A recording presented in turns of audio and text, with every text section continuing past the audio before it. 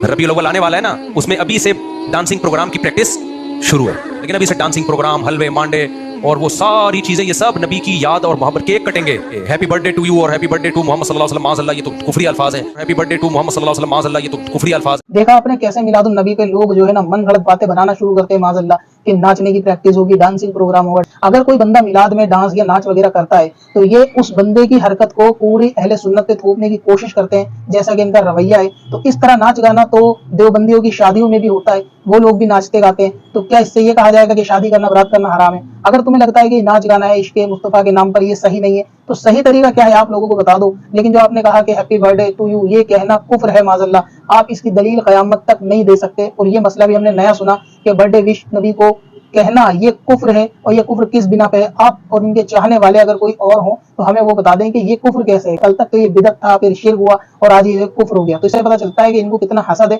कि जैसे ही मिलाद आता है और इनके इस तरीके के ड्रामे शुरू हो जाते हैं कि लोग नाचना गाना शुरू करते हैं। लेकिन मिलाद बनाना आपके बड़ों से भी साबित है, जिसमें आपके पीर मुर्शिद के भी पीर मुर्शिद आते हैं।